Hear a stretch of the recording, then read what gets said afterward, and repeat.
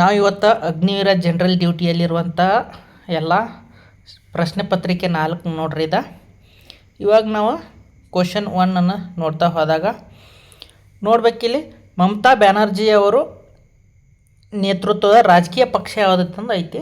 ಮಮತಾ ಬ್ಯಾನರ್ಜಿ ಅವರು ಕಲ್ಕತ್ತಾದಾಗ ನೋಡ್ರಿ, ಪಶ್ಚಿಮ ಬಂಗಾಳದಾಗ ನೋಡ್ರಿ ತೃಣಮೂಲ ಕಾಂಗ್ರೆಸ್ TMC ಅಂತಂದು ಹೇಳ್ಬೋದು ಮಮತಾ ಬ್ಯಾನರ್ಜಿ ಅವ್ರದ್ದು.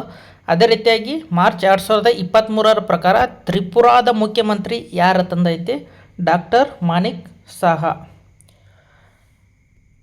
ಮೂರನೇ ಕ್ವಶನ, DRDO ಪೂರ್ಣ ಹೆಸರು ಏನಂತಂದು ಐತಂದಾಗ defence research and development organisation. Defence research and development organisation ಅಂತಂದು DRDO ವಿಸ್ತೃತ ರೂಪ ಆಗುತ್ತೆ. ಇನ್ನು ಭಾರತೀಯ ರಾಷ್ಟ್ರೀಯ ಕಾಂಗ್ರೆಸ್ ರಚನೆ ಆಗಿದ್ದು ಯಾವಾಗ ಅಂದಾಗ 1885ರಾಗ ಕಾಂಗ್ರೆಸ್ ರಚನೆ ಆಗ್ತದೆ. 5ನೇ ಕ್ವಶನ, ತುಮ್ ಮುಜೆ ಕಾನ್ ದೋ ಮೈ ತುಮೋ ಆಜಾದಿ ದೋಂಗಾ ಎಂಬ ಪ್ರಸಿದ್ಧ ಘೋಷವಾಕ್ಯವನ್ನು ಯಾರು ನೀಡಿದರು ಅಂತಂದೈತಿ? ಸುಭಾಷ್ ಚಂದ್ರ ಅವರು ಈ ಘೋಷವಾಕ್ಯವನ್ನು ನೀಡ್ತಾರೆ. 6ನೇ ಕ್ವಶನ, ಭಾರತದಲ್ಲಿ ಮಹಾನ್ ಸೂಕ್ತ ಎಲ್ಲಿದೆ ಅಂತಂದಾಗ ಸಾಂಚಿ ಸೂಕ್ತ ಮಧ್ಯಪ್ರದೇಶದಾಗ ಐತಿ. ಸಾಂಚಿ ಸೂಕ್ತ ಮಧ್ಯಪ್ರದೇಶ. ಇನ್ನು ಅದೇ ರೀತಿಯಾಗಿ ಹರಪ್ಪನ ನಾಗರಿಕತೆಯಲ್ಲಿ ಆಟಿಕೆಗಳನ್ನು ಯಾವುದರಿಂದ ತಯಾರಿಸಲಾಗುತ್ತಿದೆ ಅಂತಂದು ಐತಿ. ಆಟಿಕೆಗಳನ್ನು ಹರಪ್ಪ ನಾಗರಿಕತೆಯಲ್ಲಿ ಟೆರಾಕೋಟ್ ಎಂಬ ಇದರಿಂದ ತಯಾರಣೆ ಮಾಡ್ತಾರೆ. 8ನೇ ಕ್ವಶನ್ನ, ಬೌದ್ಧ ಧರ್ಮದ ಸ್ಥಾಪಕರು ಯಾರು ತಂದೈತಿ? ಗೌತಮ್ ಬುದ್ಧ ಬೌದ್ಧ ಧರ್ಮದ ಸ್ಥಾಪಕ.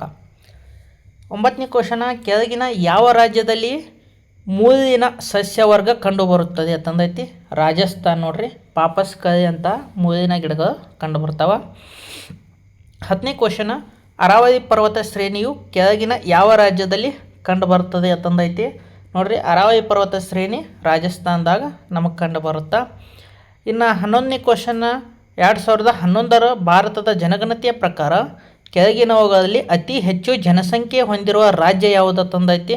ನೋಡ್ರಿ, ಅತಿ ಹೆಚ್ಚು ಜನಸಂಖ್ಯೆ ಹೊಂದಿರುವ ರಾಜ್ಯ ಉತ್ತರ ಪ್ರದೇಶ.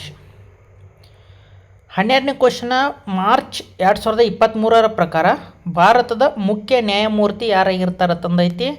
ನೋಡ್ರಿ, ನ್ಯಾಯಮೂರ್ತಿ DY ಚಂದ್ರಚೂಡ್. ಆಪ್ಷನ್ 3 ನಮ್ಮದು ಕರೆಕ್ಟ್ ಆಗುತ್ತಾ.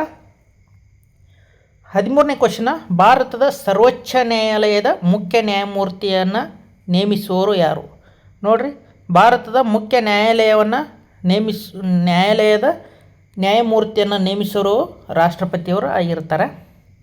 14ನೇ ಕ್ವಶನ, ಆಟಗಾರ ವಿರಾಟ್ ಕೊಹ್ಲಿ ಅವರು ಯಾವ ಕ್ರೀಡೆಗೆ ಸಂಬಂಧಿಸಿದಾರೆ ಅನ್ನೋದು ಸಣ್ಣ ಹುಡುಗರ ಕ್ವಶನ, ಕ್ರಿಕೆಟ್. ಇನ್ನು LBW ಲೆಗ್ ಫೋರ್ ವಿಕೆಟ್ ಪದವು ಯಾವ ಕ್ರೀಡೆಗೆ ಸಂಬಂಧಪಟ್ಟಿದೆ ಅಂತಂದೈತಿ? LBW ಕ್ರಿಕೆಟ್ಗೆ. ಮಾನವನ ದೇಹದ ಸಾಮಾನ್ಯ ತಾಪಮಾನ ಎಷ್ಟು ತಂದೈತಿ? 37 ಡಿಗ್ರಿ ಸೆಲ್ಸಿಯಸ್. ಇನ್ನು ಹಲ್ಲುಗಳ ಪರೀಕ್ಷೆಯಲ್ಲಿ ದಂತವೈದ್ಯರು ಕೆಳಗಿನವುಗಳಲ್ಲಿ ಯಾವುದನ್ನು ಬಳಸುತ್ತಾರೆ ತಂದೈತಿ? ನಿಮ್ನ ದರ್ಪಣವನ್ನು ಬಳಸ್ತಾರೆ. ಹಲ್ಲುಗಳು ಚೆಕಪ್ ಮಾಡಬೇಕಾದ್ರೆ ಒಂದು ಮೈಕ್ರೋಸ್ಕೋಪ್ ಕತೆ ಹಿಡಿದಿರ್ತಾರಲ್ಲ ಅದು. 18ನೇ ಕ್ವಶನನ್ನು ನೋಡ್ತಾ ಹೋದಾಗ ಪದಾರ್ಥವು ಯಾವ ಸ್ಥಿತಿಯಲ್ಲಿ ನಿಶ್ಚಿತ ಆಕಾರವನ್ನು ಹೊಂದಿರುತ್ತದೆ ಅಂದಾಗೈತಿ. ನಿಶ್ಚಿತ ಆಕಾರವನ್ನು ಹೊಂದಬೇಕಾದ್ರೆ ಅದು ಘನ ಸ್ಥಿತಿಯಲ್ಲಿದ್ದಾಗ ಒಂದು ಆಕಾರವನ್ನು ಹೊಂದಿರುತ್ತೆ. ಅದೇ ರೀತಿಯಾಗಿ ಅನಿಲ ದ್ರವ ರೂಪದಾಗ ಅದು ಒಂದು ಆಕಾರದಾಗ ಇರಲ್ಲ. ನಾವು ಯಾವ ಪಾತ್ರೆದಾಗ ಹಾಕಿರುತ್ತಲ್ಲ ಆ ಆಕಾರದಾಗ ಇರುತ್ತೆ. 19ನೇ ಕ್ವಶನ, ಕೆಳಗಿನವುಗಳಲ್ಲಿ ಯಾವುದು ವಿದ್ಯುತ್ ಪ್ರವಾಹದ ಕಾಂತೀಯ ಪರಿಣಾಮದ ಮೇಲೆ ಕಾರ್ಯನಿರ್ವಹಿಸುತ್ತದೆ ಅಂತಂದೈತಿ? ವಿದ್ಯುತ್ ಕಾಂತ. ಇನ್ನು ಅದೇ ರೀತಿಯಾಗಿ 20ನೇ ಕ್ವಶನ, ಘನವಸ್ತುವಿನಲ್ಲಿ ಶಾಖದ ವರ್ಗಾವಣೆಯಾಗುವ ಪ್ರಕ್ರಿಯೆಯನ್ನು ಡ್ಯಾಶ್ ಎಂದು ಕರೆಯಲಾಗುತ್ತದೆ. ಘನವಸ್ತುವಿನಲ್ಲಿ ಶಾಖವನ್ನು ವರ್ಗಾವಣೆಯಾಗುವುದನ್ನು ವಹನ ಕ್ರಿಯೆ ಅಂತಂದು ಕರೀತಾರೆ, ಕಂಡನ್ಸೇಷನ್ ಅಂತಂದು ಇಂಗ್ಲೀಷ್ನಲ್ಲಿ. 21ನೇ ಕ್ವಶನ, ಶಾಖ ವರ್ಗಾವಣೆಯ ಯಾವ ವಿಧಾನಕ್ಕೆ ಯಾವುದೇ ಮಾಧ್ಯಮದ ಅಗತ್ಯವಿಲ್ಲ? ಇದು ವಿಕಿರಣ. ನೋಡ್ರಿ, ಯಾವುದೇ ಮಾಧ್ಯಮ ಇಲ್ಲಂದ್ರೂ ವಿಕಿರಣ ನಮಗೆ ಬಂದು ತಲುಪುತ್ತೆ. ಇನ್ನು 22ನೇ ಕ್ವಶನ, ಕ್ಷಾರದ ರುಚಿ ಹೇಗಿರುತ್ತದೆ ಅಂತಂದೈತಿ ನೋಡಬೇಕು, ಕಹಿಯಾಗಿರುತ್ತಾ. 23 ಆಮ್ಲವು ನೀಲಿ ಲಿಟ್ಮಸ್ ಪೇಪರನ್ನು ಯಾವ ಬಣ್ಣಕ್ಕೆ ತಿರುಗಿಸುತ್ತದೆ? ಆಮ್ಲವು ನೀಲಿ ಲಿಟ್ಮಸನ್ನು ಕೆಂಪು ಲಿಟ್ಮಸ್ ಆಗಿ ನಮಗೆ ತಿರುಗಿಸ್ತದ. 24ನೇ ಕ್ವಶನ, ಕೆಳಗಿನವುಗಳಲ್ಲಿ ಯಾವುದು ದಹನಶೀಲ ಪದಾರ್ಥವಾಗಿದೆ? ನೋಡ್ರಿ, ಕಾಂಕ್ರೀಟ್ ದಹನ ಮಾಡೋಕ್ಕಾಗಲ್ಲ, ಇಟ್ಟಿಗೆ ಅದನ್ನು ಸುಡೋಕ್ಕಾಗಲ್ಲ, ಮರಳು ಅದು ಸುಡಲ್ಲ. ಇನ್ನು ಇದ್ದಿಲು ನೋಡ್ರಿ, ಕಲ್ಲಿದ್ದಲನ್ನು ಸುಡ್ತೀವಿ, ಅದು ದಹನಶೀಲ ವಸ್ತು ಆಗೈತಿ. ನೋಡ್ಬೇಕು, ನಾವು ಹಳೆ ರೈಲ್ವೆ ಇಂಜಿನ್ಗಳಲ್ಲಿ ಕಲ್ಲಿದ್ದಲನ್ನು ಬಳಸಿ ನಾವು ಇಂಜಿನನ್ನು ಸ್ಟಾರ್ಟ್ ಮಾಡ್ತಾಯಿದ್ರು.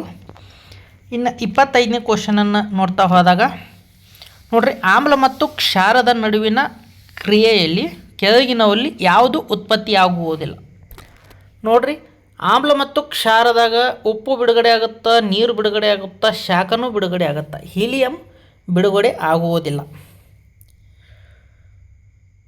26ನೇ ಕ್ವಶನ, ಸಸ್ಯದ ಯಾವ ಭಾಗವು ಸಂತಾನೋತ್ಪತ್ತಿ ಅಂಗವಾಗಿದೆ ಅಂತಂದೈತಿ? ನೋಡ್ರಿ, ಹೂವು ಸಂತಾನೋತ್ಪತ್ತಿಯ ಅಂಗವಾಗಿದೆ.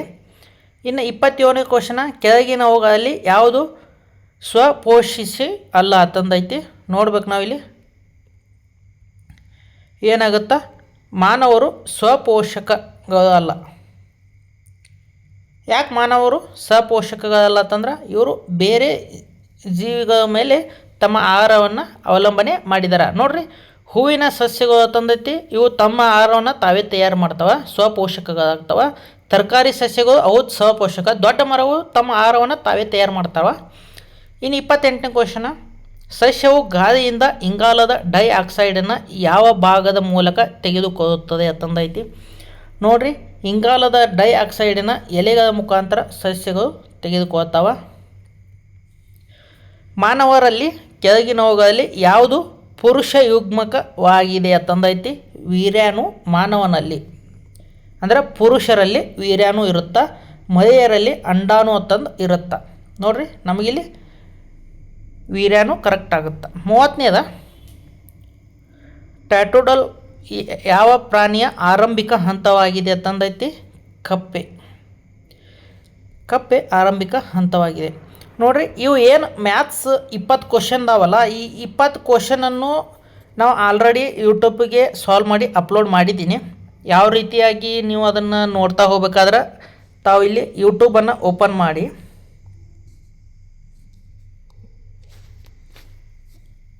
ಮೊದಲಿಗೆ ತಾವು ಯೂಟ್ಯೂಬನ್ನು ಓಪನ್ ಮಾಡಬೇಕಾಗತ್ತಾ.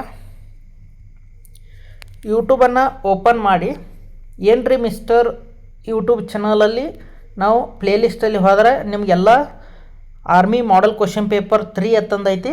ನೀವು ಪೋರ question paper as it is ಬಿಡಿಸಿದ್ದೀನಿ, ತಾವು ಹೋಗಿ ನೋಡಬೇಕು. ಅದಕ್ಕಾಗಿ ನೋಡಿರಿ, ನಮ್ಮ ಚಾನಲಲ್ಲಿ ಹೋಗಿ ನೋಡ್ರಿಪ್ಪ.